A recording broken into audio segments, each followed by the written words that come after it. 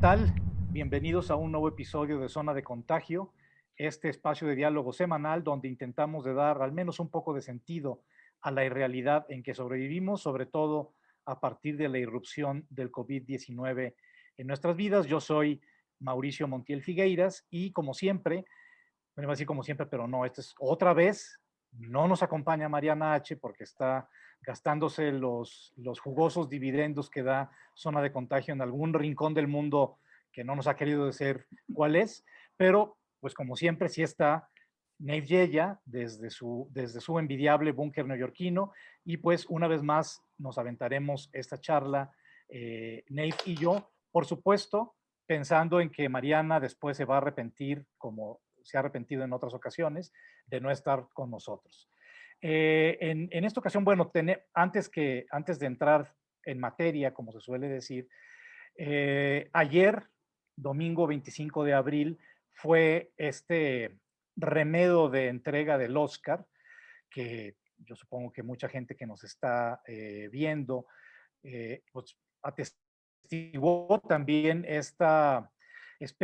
como digo, este remedio de entrega del Oscar, que como bien nos dijo Mariana, hago eco de su voz, como lo dijo ayer, ocurrió más bien en un Tox de Los Ángeles, ¿no? Parecía que todo el escenario, ese escenario fastuoso en el que solo apareció Bryan Cranston entregando un premio humanitario, en este gigantesco teatro o cine vacío, pues se redujo a un Tox en algún lugar de Los Ángeles. A mi juicio fue una entrega, digo, ya decir que la entrega del Oscar es aburrida ya es como un pleonasmo, ¿no? O sea, la entrega del Oscar per se implica un aburrimiento de perder 3 horas o 4 horas de nuestra vida.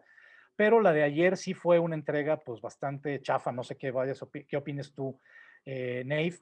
Y si bien, curiosamente y paradójicamente, fue una entrega pues muy inusual para lo que nos ha tenido acostumbrados Hollywood desde hace pues décadas, ¿no?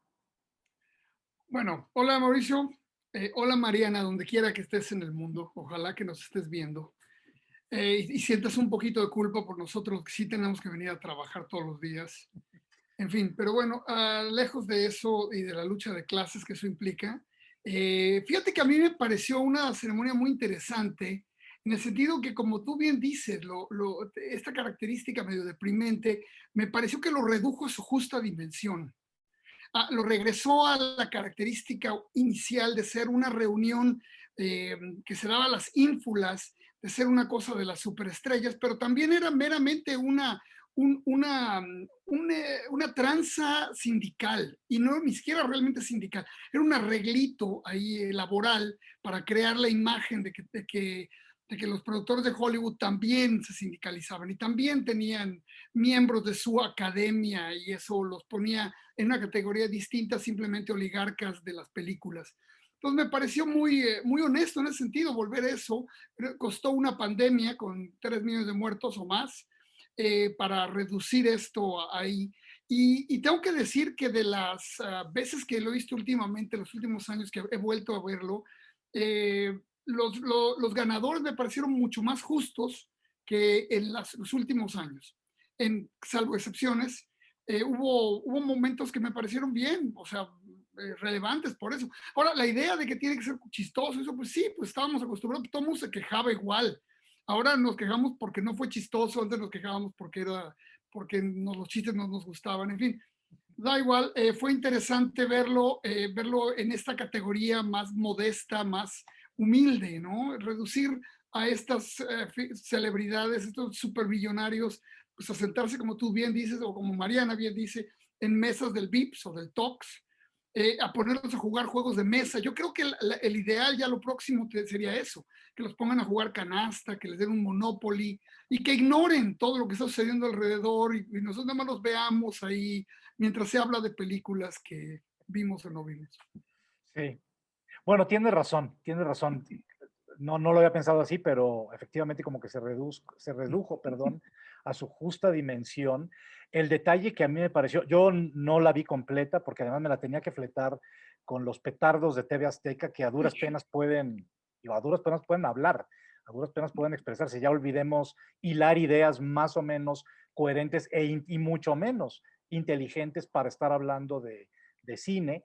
Entonces, bueno, hubo un momento en que sí ya mi enfado entre el TOX, la traducción simultánea que traducía, como ya también nos decía nuestro querido productor Alejandro Borrego, al que también siempre hay que agradecerle, luego se Claro, nos claro. olvida, pero ahí está Alex haciéndose cargo de los El controles, cerebro como de te esta decía antes, operación. el cerebro de exacto, de este espacio.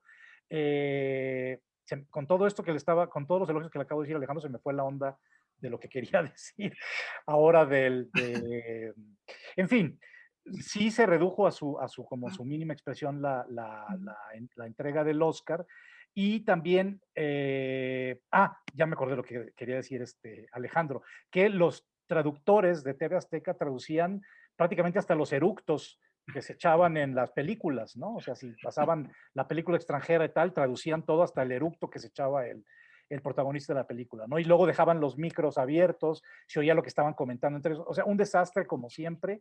Y hubo un momento en que yo ya apagué la computadora, cerré el changarro, me fui a leer como debe ser, y hasta hoy me enteré de un detalle que me gustó mucho, que fue que Anthony Hopkins, que como sabemos ganó el Oscar sorprendentemente y merecidamente a mejor actor por esta gran película que es El Padre, Anthony Hopkins estaba dormido en Gales, valiéndole madre que estuvieran en el Tox de Los Ángeles, porque pues claro, daba por hecho que el Oscar no iba a ser para él, sino para el que todo mundo creía que iba a ser Chadwick. homenajeado, ¿no?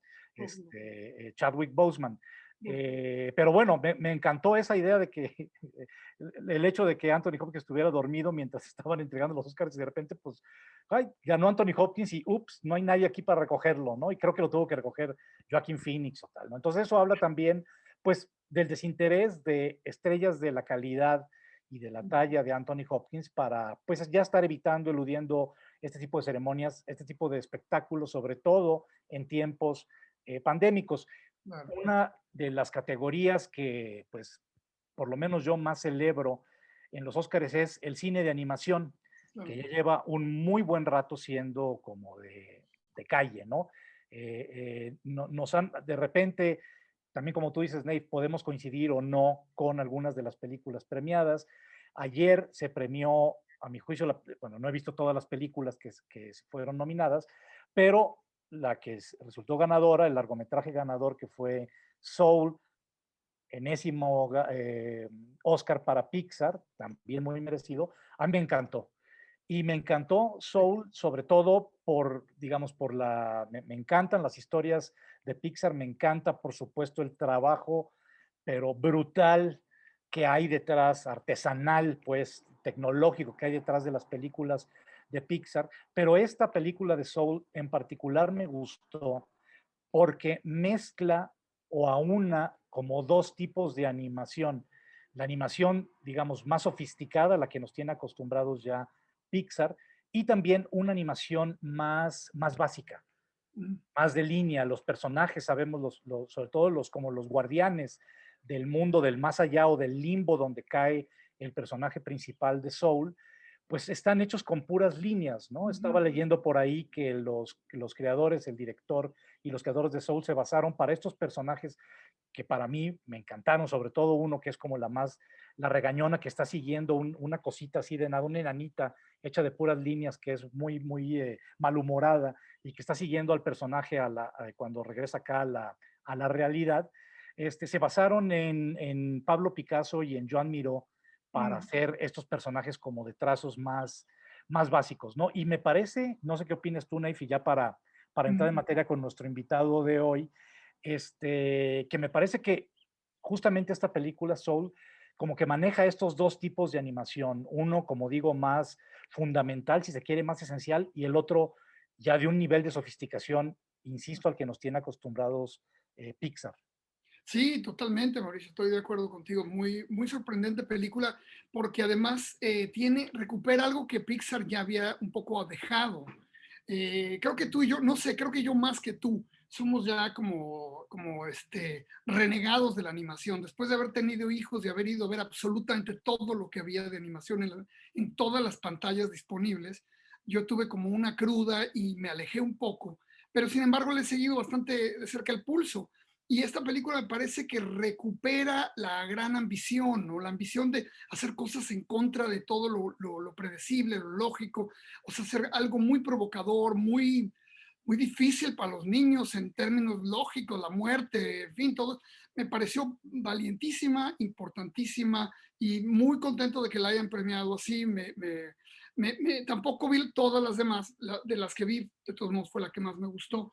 Pero fíjate, nada más para conectar con nuestro invitado y para conectar con el programa, con la idea de zona de contagio, pues eh, esta memoria que tengo de haber ido a tantas películas Mm. de animación es para mí tan hace, ¿no? Tan antes de COVID, tan de ir al cine otra vez como a los horarios normales, ya no cuando vas con los críticos, ya no cuando vas a las funciones en la mañana solo, que no hay nadie, sino realmente ir con la banda, ¿no? Con miles de niños.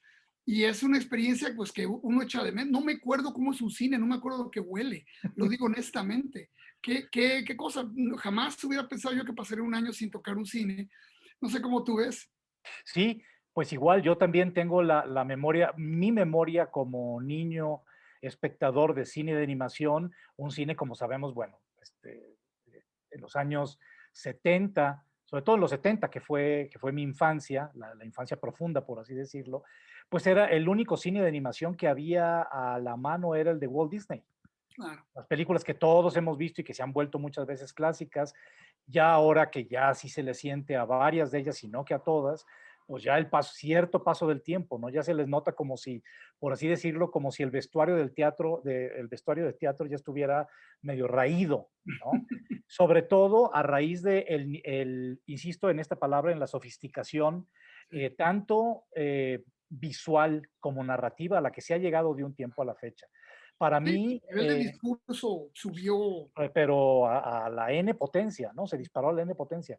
Y para mí, un director que sí marcó, un cineasta y que me seguirá marcando y que seguiré viendo, a pesar de que, como tú bien dices, yo también sufrí empacho de animación y tuve que alejarme un ratito de eso. Mi hija ahora tiene 20 años, seguimos viendo películas de animación juntos, pero obviamente ya no es el frenesí infantil de ella por ver todo, absolutamente todo lo que salía, todo lo que oliera siquiera a animación. Pero el director que a mí me ha marcado mucho de animación es Hayao Miyazaki, que para mí me parece, pues yo creo que es el mayor genio que hay ahorita en el cine de animación a nivel mundial, no me queda duda. El nivel, su nivel de visual, su nivel de profundidad, su nivel de estrategias narrativas para plantear distintas historias, es impresionante. O sea, Sí. el cine de Hayao Miyazaki yo creo que no va a pasar, no va a pasar de moda. Y curiosamente, un dato, un detalle que a mí pues me conmueve y me enternece mucho recordar es que la primera película que vi junto con mi hija de Hayao Miyazaki fue El viaje de Chihiro, que creo, si la memoria no me falla, que tuvo un premio Oscar, creo que ganó el Oscar a la película de animación de ese año. No me hagan mucho caso, ahorita no lo tengo fresco, pero sí sé que fue una película como muy premiada. Y bueno, cuando fui con mi hija a esos recintos que ya extrañamos, que son las salas de cine, fue la única película, a diferencia de otras, a los 20 minutos, 25 minutos, mi hija me pedía más palomitas, el chocolate, ir al baño, porque ya estaba como con la atención medio dispersa. Pero en esta película, que además dura más de 2 horas, no se movía mi hija. O sea, yo inclusive volteaba a verla en varias ocasiones a decir, híjole, seguirá respirando, está bien, está viva, pero estaba absolutamente cautivada y fascinada por lo que estaba viendo en la pantalla.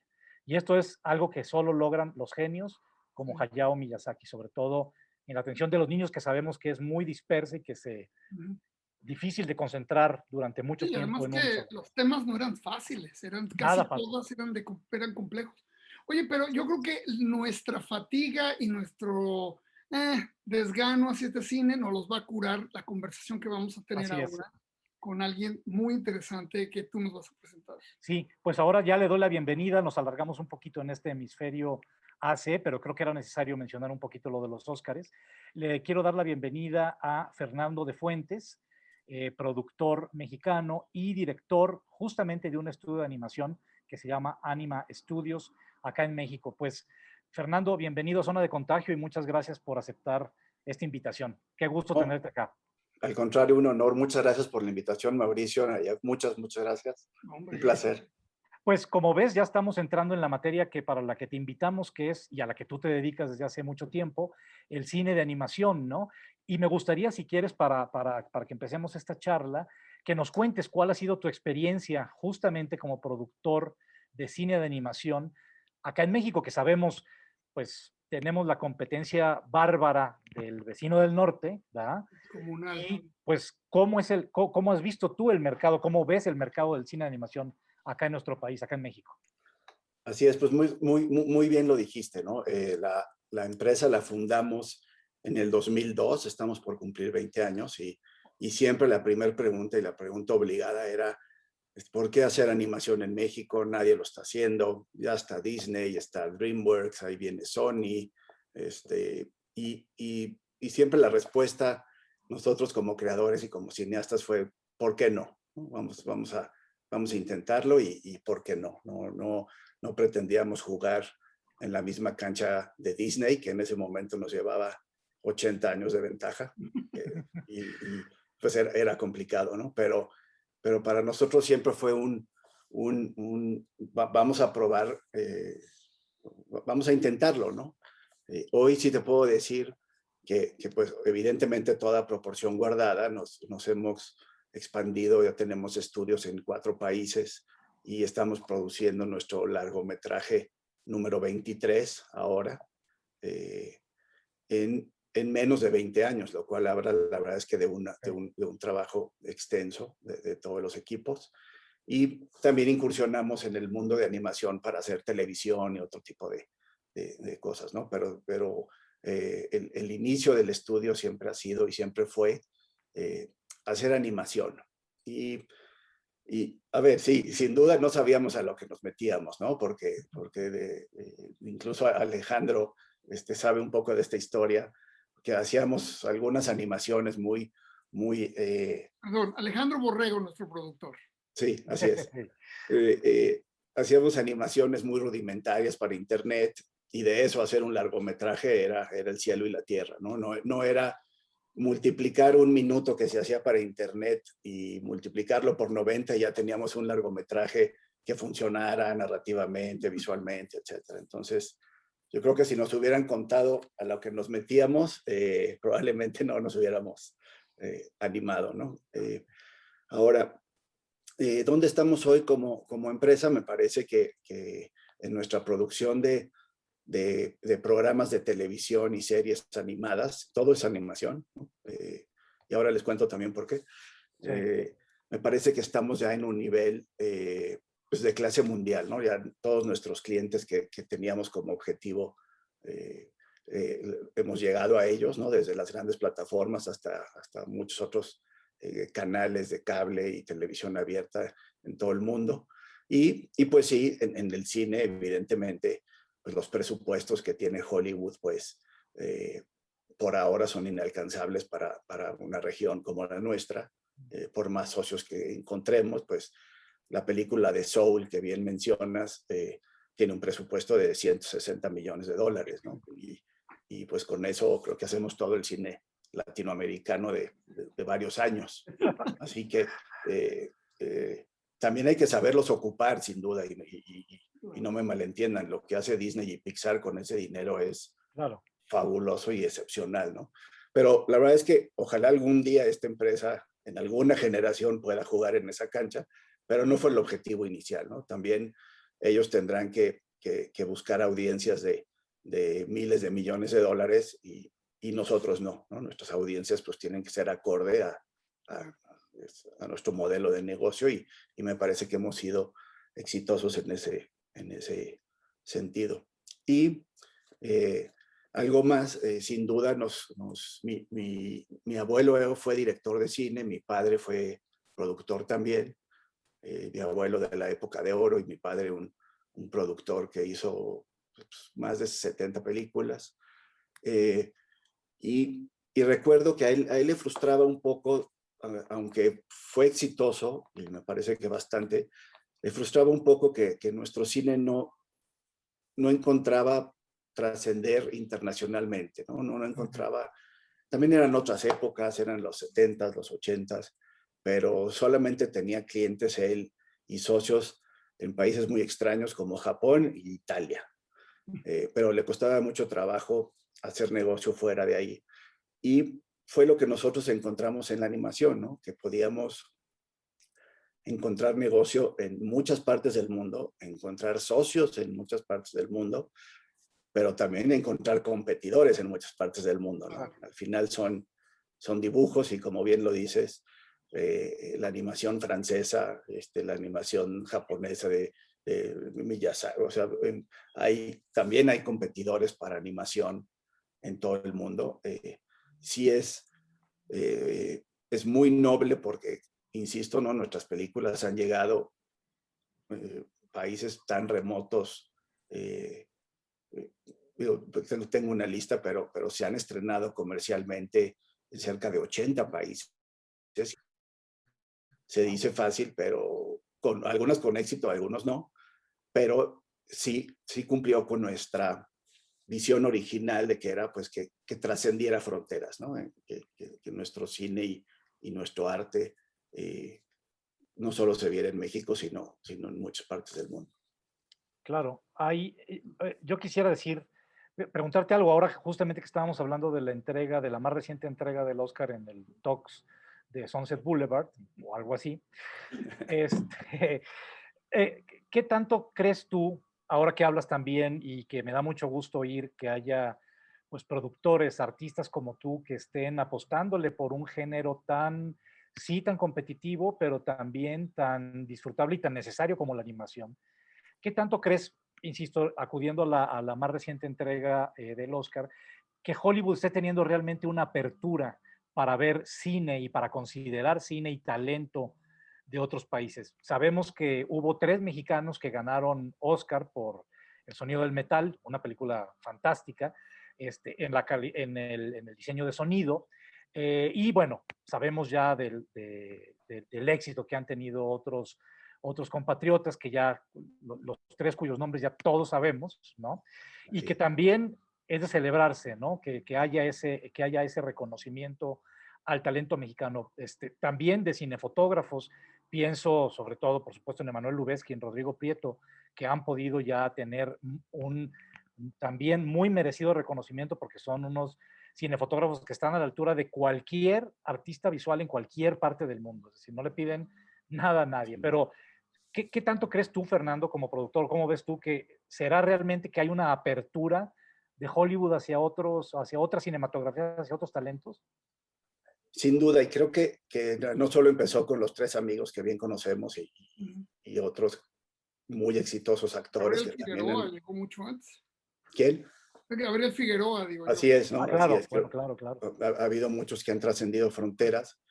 Creo que estamos, sin duda, en un lugar geográfico privilegiado, porque, pues, nos guste o no, somos vecinos del principal productor de entretenimiento del mundo, y me parece que queramos o no, eso por gravedad trasciende a nuestras narrativas y demás, pero seguimos siendo latinos que contamos historias muy distintas, historias con mucho corazón.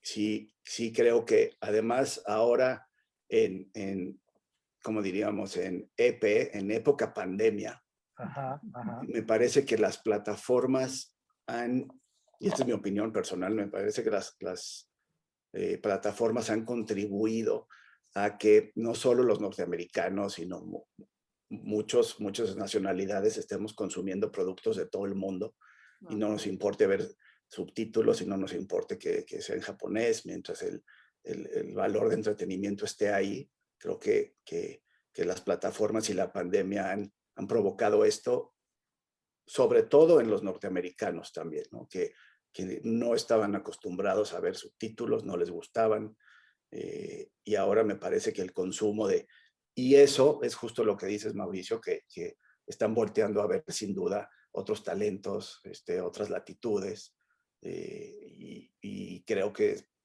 le está viniendo, si hay algo que le puede venir bien al entretenimiento de la pandemia, quizá es esta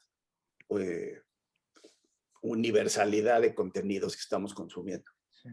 Sí, fíjate, a mí me parece interesante, me gusta mucho el término que usaste, época pandemia, Mauricio, tendremos que plagiárselo. Sí, sin duda. Me gusta La ese EP. término. La EP, exacto. Me parece interesante y sí creo yo que lo que dices también del subtitulaje, es interesantísimo cómo Netflix y Amazon cambiaron la manera en que los estadounidenses consumen su entretenimiento. Recuerdo haber leído hace un par de años un texto muy alarmado, no me acuerdo si fue en Vox o en dónde, que hablaba acerca de cómo la gente ahora en Estados Unidos veía las películas con subtítulos.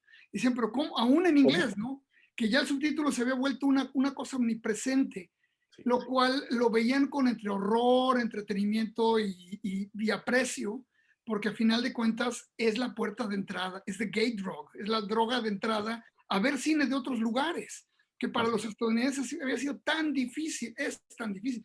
Pero a mí sí me sigue pareciendo que con todos los peros y odio que le puedo tener a Netflix por momentos y a las demás, pues sí es interesante que cuando yo voy buscando películas, pues me sale una española, me sale una tailandesa, me sale, o sea, igual mi timeline es muy diferente que el de todos los demás, cada quien tiene el suyo, pero espero que todo el mundo tenga una mezcla así, y eso está muy bien para todos los que hacen cine fuera del centro, ¿no? Fuera de la cresta de la ola, y la cresta de la ola se empieza a dispersar y a tener otra fisonomía que me parece muy interesante. Pero lo que quisiera yo preguntar son dos cosas. Una, de tu época antes de la pandemia, ¿cómo llegaste tú? En tanto que me voy a hablar de algo que me encantaría hablar hoy, pero tendremos que dejarlo para una próxima emisión de Zona de Contagio. Tú que provienes de una dinastía de cinematógrafos, de una familia de cinematógrafos súper prestigiosa, con un legado en México enorme. ¿Cómo llegaste tú a la animación? ¿Qué fue de todas las posibilidades, qué fue lo que a ti te enganchó? Y segundo, para que nos hables de la post-pandemia o del después de la pandemia, del DP, del DC, de COVID, que nos hables de qué esperas después de esto, si es que hay un después de esto. Sí, bueno, también tengo el honor de que fui elegido presidente de la Canacine, de la Cámara Nacional de la Industria Cinematográfica, en el 2018, justo antes de entrar a la pandemia. Me ha tocado, pues ahora todas las discusiones de los nuevos cambios a las leyes de cinematografía, evidentemente la crisis de los cines, y he estado pues muy involucrado con autoridades y gobiernos estatales, municipales, federales y lo que está pasando alrededor del mundo, y ahora les cuento de eso. Ahora, ¿cómo llegué a la animación? Mi padre, desafortunadamente yo perdí a mi padre muy joven, yo tenía 18 años, entonces sin duda todos los días me ha hecho falta, pero sin duda me hizo mucho más falta justo en ese momento de la vida. Pero sí algo me dejó muy claro es que hablábamos de los años 80, finales de los 80, donde en ese justo momento mi padre productor me decía que el cine en México pues, estaba muy aletargado, que no veía mucho futuro, había muchas restricciones, como saben, de RTC y algunas historias ahí complicadas en aquella época. Entonces, evidentemente yo viví mucho en los sets, me tocaba ver cortes de películas, ir a filmaciones, también mi madre era actriz, entonces sí estuve muy involucrado, pero mi padre me recomendó que estudiara una carrera y estudié ingeniería industrial. Yo también. Entonces, estudié ingeniería industrial, me dediqué un poco primero al mundo de las finanzas, y mis primeros años profesionales fue casas de bolsa, bancos, etcétera. Y luego terminé en un portal de internet que producía mucho contenido multimedia y producía animación también. Entonces, ahí fue cuando tuve mi primer acercamiento a la animación. Yo les confieso, yo no sé dibujar ni, o sea, nada, cero, no tengo idea de las artes gráficas, ni mucho menos. Pero fue cuando se cierra este portal de internet en el año 2000, fue que decidimos un grupo inversionistas junto con mis hermanas, de rescatar el tema de la animación, que era lo que estaba generando mucho tráfico en el portal. Y así fue que nació. Tuve también mucha suerte que nuestros padrinos del primer proyecto fueron Eduardo Echeverría, Juan José Hernández, Juan Carlos Lazo de la 20th Century Fox, que les presentamos un guión y les gustó, les entusiasmó y nos dijeron, si nos traes esta película, 20th Century Fox la distribuye.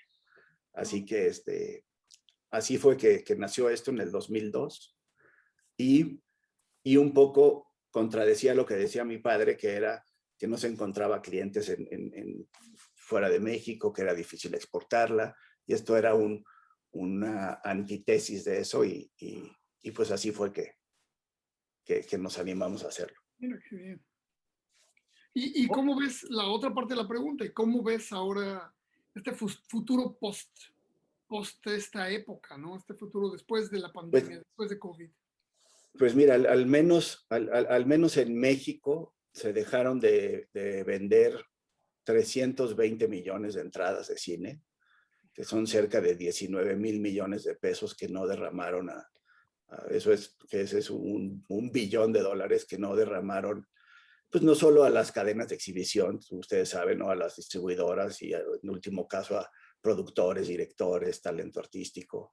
Es una derrama, tuvo la industria en México en la época pandémica, no en el año 2020, sino si contabilizamos de marzo a marzo, la caída fue del 95% del negocio, 19,000 millones de pesos, ¿no? Entonces, y eso se replicó en el mundo, ¿no? Tengo muchos datos de muchos otros países.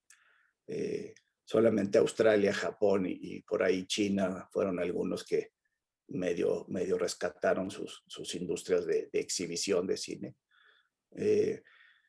Pero pues también hemos venido a ver el cine como rito y como actividad familiar y de entretenimiento, pues ha sobrevivido a todo, ¿no?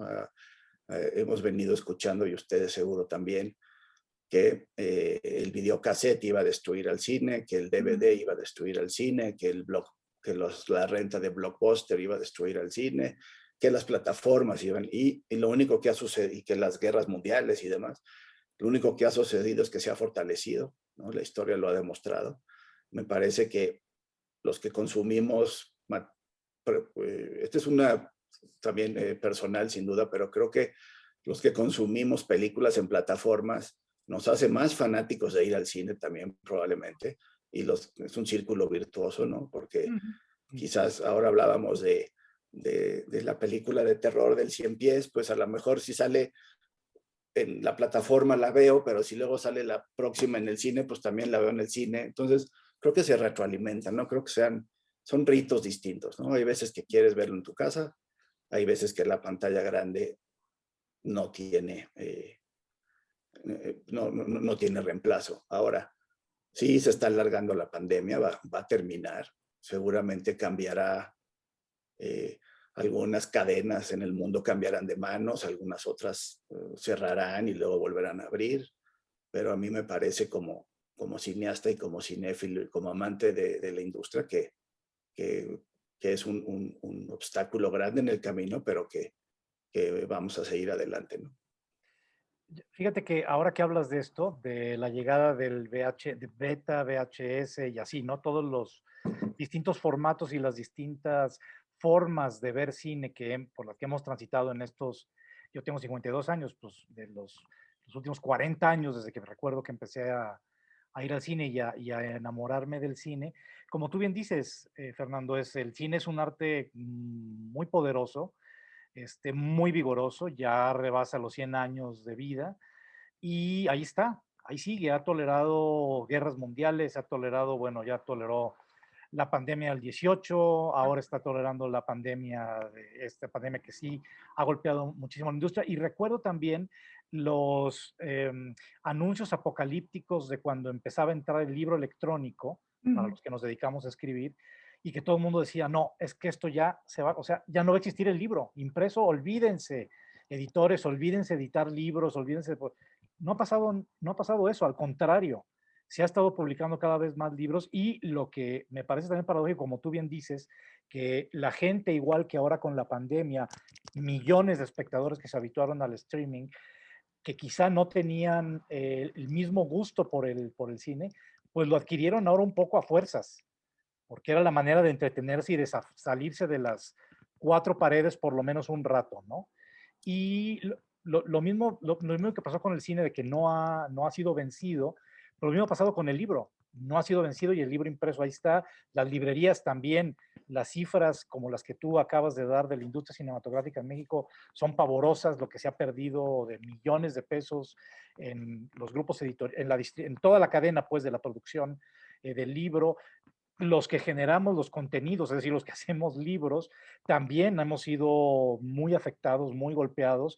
O sea, vamos a tardar muchos años en recuperar, digamos, el ritmo que se traía, si es que alguna vez se recupera para el ritmo de publicación, por lo menos en lo que toca a los libros. Quién sabe si se vaya a recuperar alguna vez, ¿no? Porque fue como poner un dique de contención.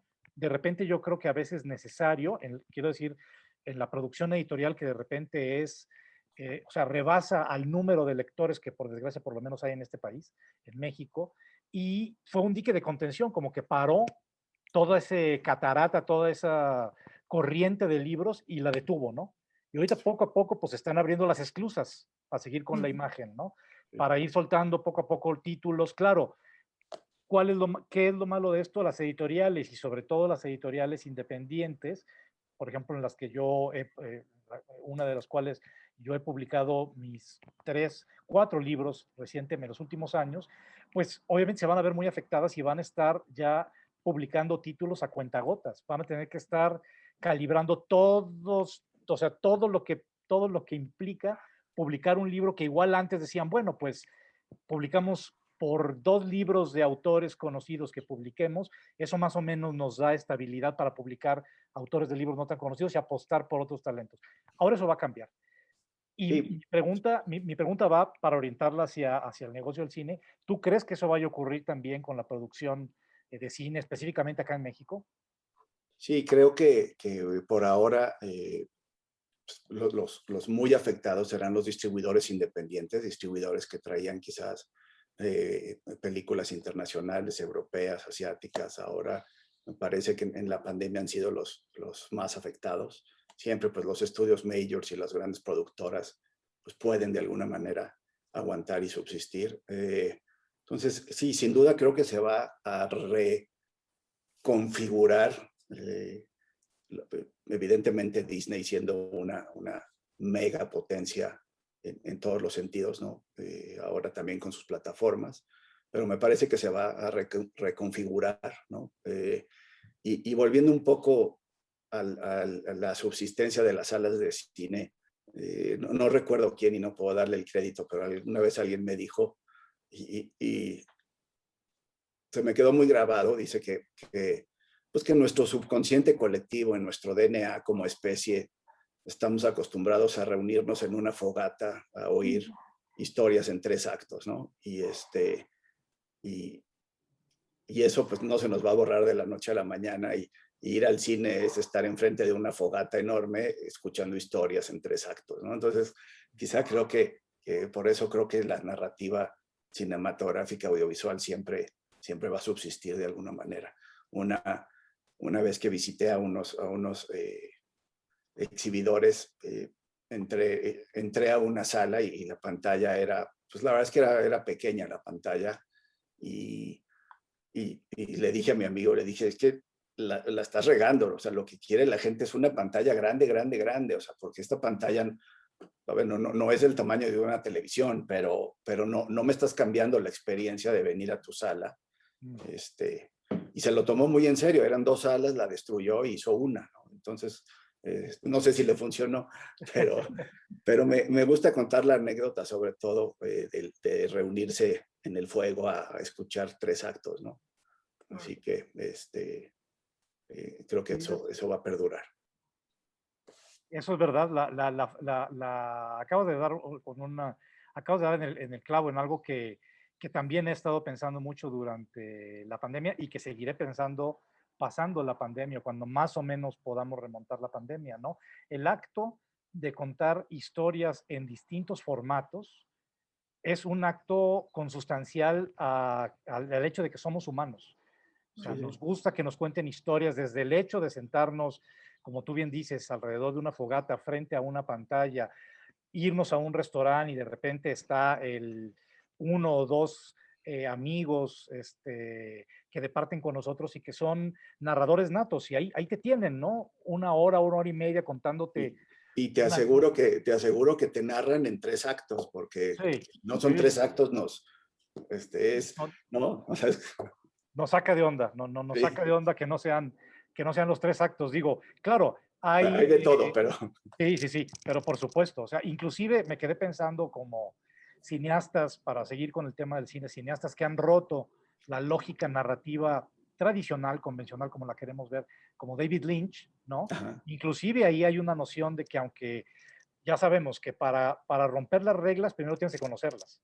Entonces, por eso Lynch comenzó narrando en 3 actos, o llegó a hacer una película completamente en 3 actos como El Hombre Elefante, aunque ya había hecho antes Eraserhead, ¿no? y sus locuras de cortometrajes y etcétera. Pero poco a poco, a mí me parece que Lynch es un ejemplo de alguien que sabe perfectamente las convenciones narrativas, sabe qué es el arco dramático, sabe cuál es la evolución de un personaje, pese a que la gente diga, no, es que este cuate nada más inventa ahí sus pachequeses y está soñando y sus pesadillas las pone. Y dices, no. O sea, insisto, para romper las reglas, primero hay que conocerlas. Y luego ya es con ellas lo que quieras, ¿no? De acuerdo. Pero efectivamente, inclusive en cines, en cinematografías más, inclusive menos convencionales que la de Lynch, pienso en ciertos cineastas, sobre todo de Asia, Tailandia, en Corea, ahora que, claro, ahora los Hollywood tiene un nuevo romance con Corea del Sur, ¿no? Obviamente con Corea del Norte no lo va a tener porque no creo que haya cinematografía que se produzca en Corea del Norte, pero ahora que está el nuevo romance de Hollywood con Corea del Sur, bueno, pues ojalá eso permita la entrada de otras cinematografías de esa parte del mundo. Tú mencionaste, Fernando, una cinematografía que a mí en lo particular me encanta, que es la australiana. Sí. Me parece que el cine australiano ha hecho cosas y sigue haciendo cosas realmente muy desafiantes, muy bien hechas. Son películas, la mayoría de las películas australianas que tengo como mis favoritas, una narración sí, con primero, segundo y tercer acto, pero también con una fibra narrativa muy particular, ¿no? Que por supuesto uno ve una película australiana así intensa. Acabo de ver, por cierto, una muy recientemente en una de las plataformas de streaming, una película que se llama La Sequía. Después de ver ese tipo de narraciones y luego te vas a una narración como hollywoodense más convencional y dices, no, brothers, híjole, o sea, sí les falta más cabeza y más sensibilidad para poder arriesgarse por ese tipo de narrativas, ¿no? Distintas. Así es. No sé, tú. Y luego, hablando un poco del cine en México, pues sí es, ahora que presido la Cámara, sin duda es un poco frustrante que los presupuestos a Secretaría de Cultura han ido disminuyendo, ¿no? La verdad es que del primer sexenio del presidente Peña Nieto a los sexenios actuales, el presupuesto de Secretaría de Cultura es el más pequeño de todas las secretarías y ahora está al 50% de lo que era en el primer sexenio del presidente Peña Nieto. Peña Nieto también lo fue bajando, no me malentiendan, pero me parece que un país donde pues, no se le dedica el suficiente, porque todos los países tienen estímulos, todas las producciones tienen estímulos.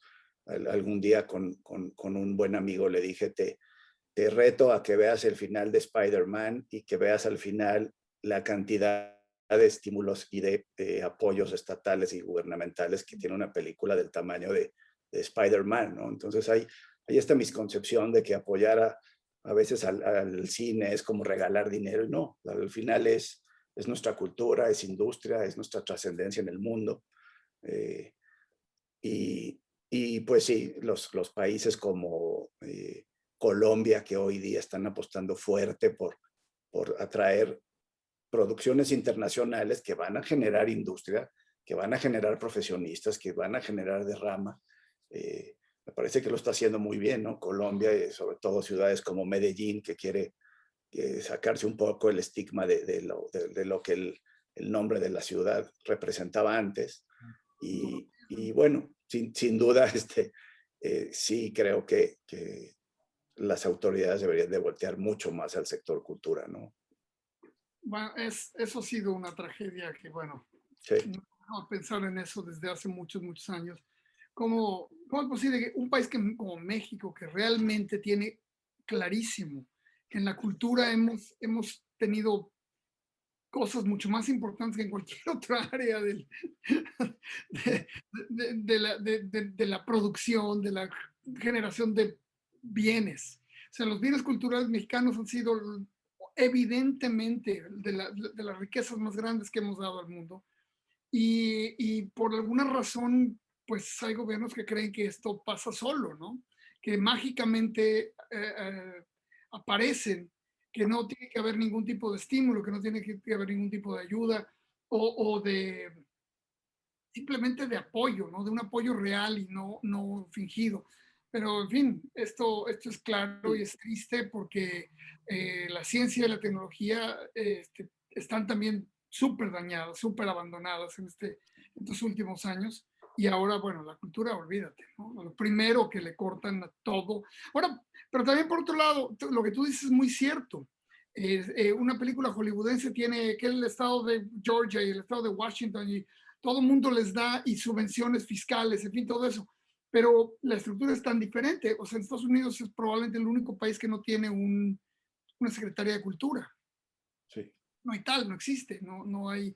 Ellos lo manejan de otra manera totalmente monetarista, totalmente. Sí, es que me parece que hay una desconexión brutal entre, a ver, el cine es cultura, pero también es industria y es economía.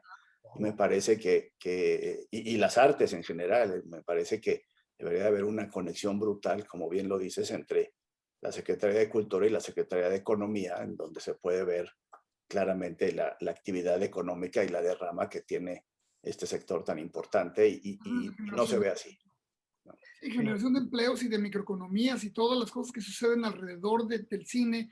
Obviamente también de nuestro pequeño dominio que son las letras, hay algo de eso. Claro que sí, las imprentas y las editoriales, las distribuidoras, las librerías, y todo eso, claro, son millones de empleos y millones de vidas que dependen de esos mercados. Pero bueno, el cine es a otro nivel, el cine tendría que ser clarísimo. O sea, lo tenían claro los padres de la patria, ¿no? O sea, lo tenían claro Plutarco Elías Calles y tenían claro el poder del cine. ¿Qué pasa? Que ahora ya no entienden lo que el cine es, lo que representa. No, bueno, pues estamos, o sea, si pensamos que estamos en manos de un gobierno actualmente que cree que arte y artesanía es exactamente lo mismo, que es intercambiable, no tengo nada en contra de la artesanía, ojo, pero digo, cuando te dicen, no, pues es que si el arte de los pueblos y tal, a ver, ¿de qué está hablando usted? ¿No? ¿De qué me habla? Y eso hay una, por utilizar un término muy, ni modo, muy de moda y muy al uso, hay una precarización cultural en este momento que estamos viviendo, sobreviviendo, diría yo, en México, impresionante como yo en los más de 30 años que llevo dedicándome a la cultura, específicamente a la literatura en distintos niveles, no había visto ni había sentido, ¿no? El nivel de precarización y de precariedad que hay para todos los que nos dedicamos a hacer, como tú dices, Neif, a generar bienes culturales, a generar contenidos culturales. Y digo, lo dejó muy claro Alejandro González Iñárritu, que como saben ya, pues ya regresó sigue las huellas de su amigo Alfonso Cuarón, entonces ya regresó a filmar acá a México, que me parece muy bien, muy loable, y además que a ver si así con presencias, con voces tan estentorias a nivel internacional, como puede ser la de Iñárritu, puede ser la de Cuarón, la de Memo del Toro, que me parece que es el más tajante y el más agudo en sus declaraciones. Político, ¿no? ¿Perdón? Yo creo que es el más político de ellos. Sí, de los tres, del Toro, por supuesto. Bueno, ojalá de verdad se escuche eso o que llegue a los oídos taponeados con sus propias palabras del señor que está ahora en Palacio Nacional, para que se dé cuenta que la industria cultural en este país es importantísima y que el cine necesita apoyo para seguir adelante y que la Secretaría de Cultura no es nada más como un organismo que está ahí en unas oficinas grises con archiveros catalogados con números, ¿no? Del año de la cacalota, sino que realmente la Secretaría de Cultura es el organismo que tiene que salir adelante y que tiene que defender también eso, la generación de contenidos y de bienes culturales en México, ¿no? Nos estamos acercando a la recta final de este episodio que, como ven, se ha puesto muy bueno. Entonces, no sé, Fernando, quisieras como ahí para ir cerrando alguna reflexión en torno de igual la EP, como tú bien lo acabas de decir, la época pandémica para el cine, o sobre todo que a mí lo que teniendo, por ejemplo, yo tengo un hermano menor que es actor y en él he visto cómo se ha simbrado su carrera, su vida, todo, ¿no? O sea, todos los proyectos se le vinieron abajo, o la mayoría de ellos están en stand-by, otros de ellos. ¿Cómo crees que se pueda pues comenzar a reactivar esto? Pues sí, mira, desde la Cámara tenemos contabilizados 70 proyectos que se detuvieron o que entraron en pausa, lo cual pues es terrible, ¿no? Por la pandemia. También tenemos que encontrar siempre, dentro de las crisis hay que encontrarlo, o intentar encontrar algo positivo. También muchas, insisto, nosotros hacemos animación, pero productoras tradicionales también se han dado cuenta que hay maneras de reducir costos, que había quizás de pronto mucho personal en set. Ha habido muchas lecciones que aprender de cómo ser mucho más eficientes en la producción hoy día, ¿no? Con tecnología y con personal. Entonces creo que eso va a ser bueno. Sí creo que, insisto, ¿no? Es frustrante que el Instituto Mexicano de Cinematografía año tras año reciba menos recursos y con eso se pueden hacer muy, muy, muy pocas cosas, ¿no?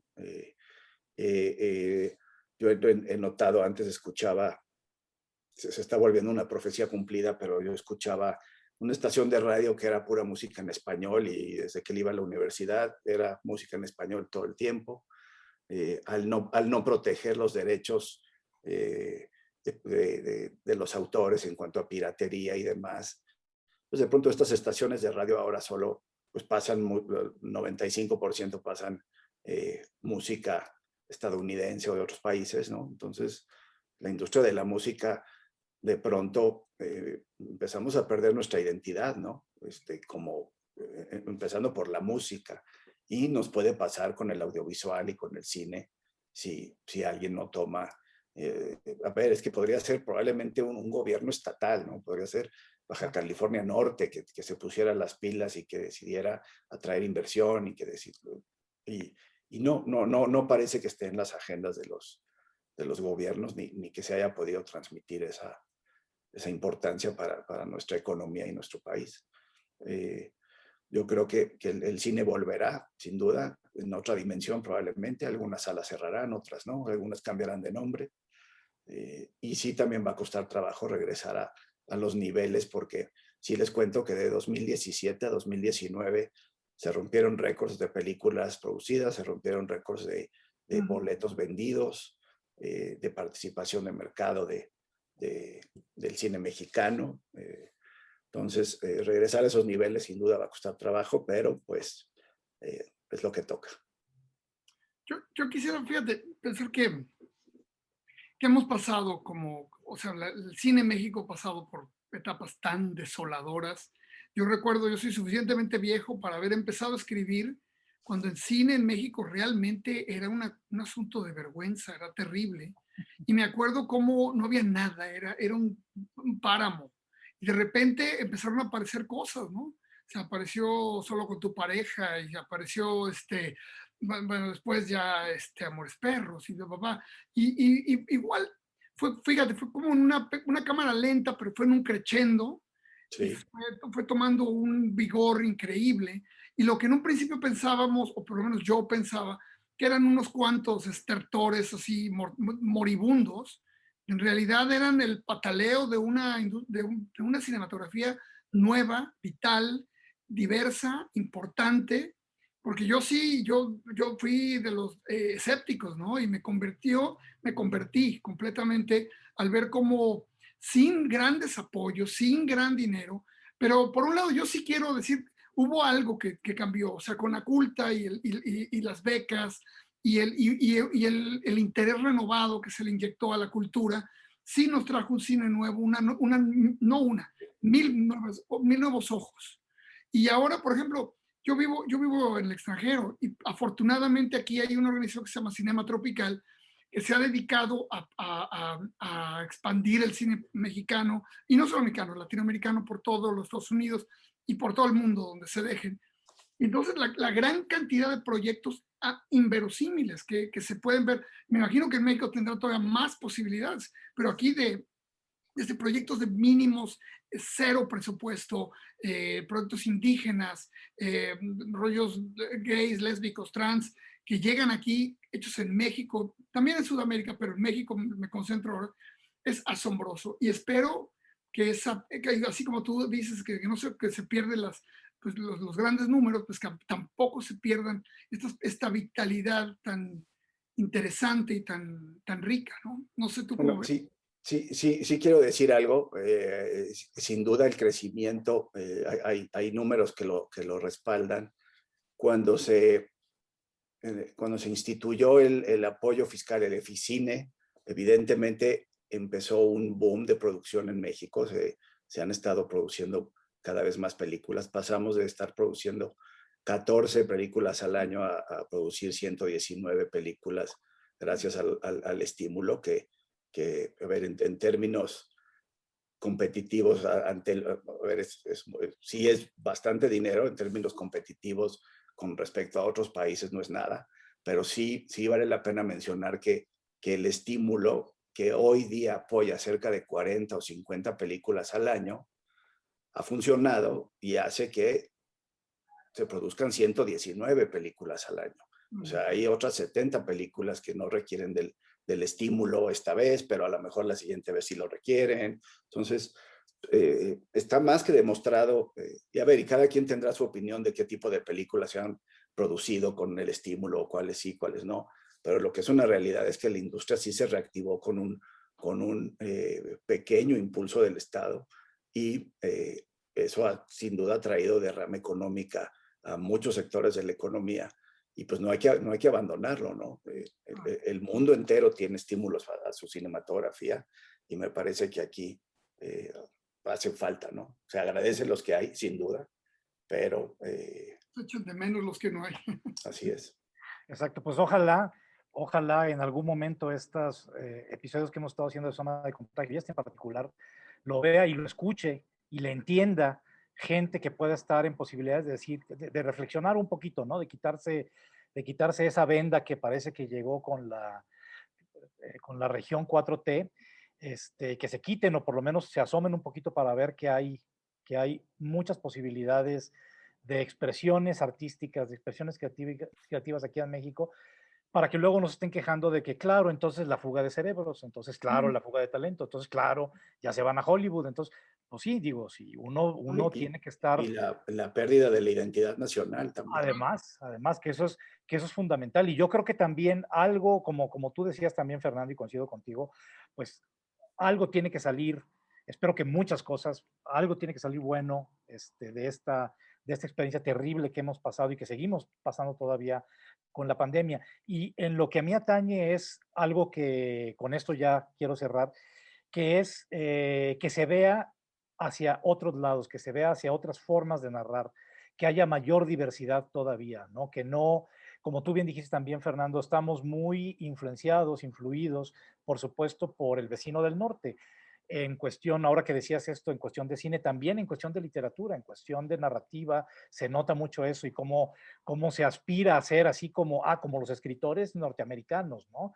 Que son exitosos, que se vuelven bestsellers, que venden millones de ejemplares, etcétera, etcétera. Entonces, ojalá que además de estar viendo hacia allá arriba para pensar en eso, también veamos hacia nuestra propia realidad. Bajemos pues la mirada, como decía un amigo escritor, y en vez de estar volteando hacia el vecino del norte y decir, es que quisiéramos ser como aquellos, es que quisiéramos ser así, pues bajemos la mirada y nos pongamos a escribir novelas, cuentos, guiones, que realmente tengan que ver con lo que somos, ¿no? Que somos muchas cosas, es una complejidad nacional, la mexicana. Una ultimísima reflexión, justo lo que acabas de decir. Cuando nosotros presentamos un proyecto a uno de los grandes estudios, nos decían, no necesitamos ver un proyecto más de Hollywood, queremos ver un proyecto que viene de México y que absorbió esta estructura y todo este know-how de Hollywood, pero que viene de México. Dicen, proyectos hollywoodenses y libros americanos, ya hay muchos, quieren ver libros mexicanos. Entonces, coincido perfectamente contigo. Sí, creo que hay una gran oportunidad.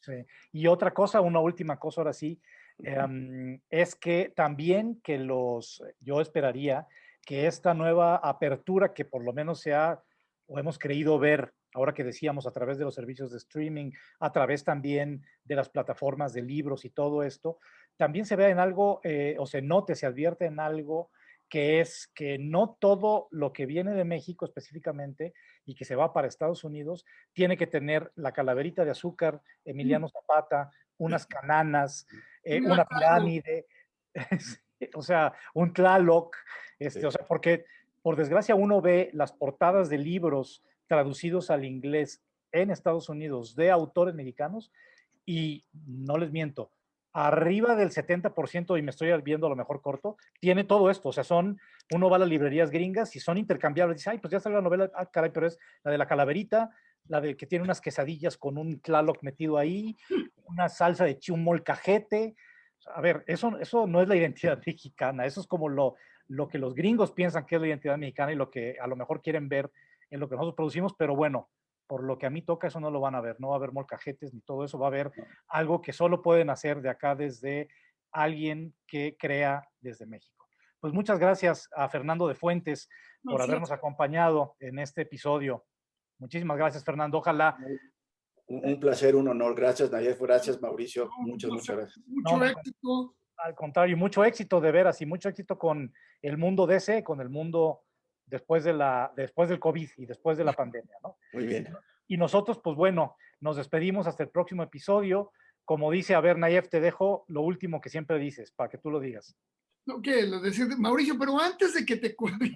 No, ¿cómo se llama? No, suscríbanse. Eso. Pónganle likes y síganos y depositen en nuestras cuentas. Pero en la de Neif y mía, en la de Mariana ya no. No, Mariana ya basta. Ya no. Muchas gracias. Como siempre, suscríbanse y likeenle. Hasta la próxima.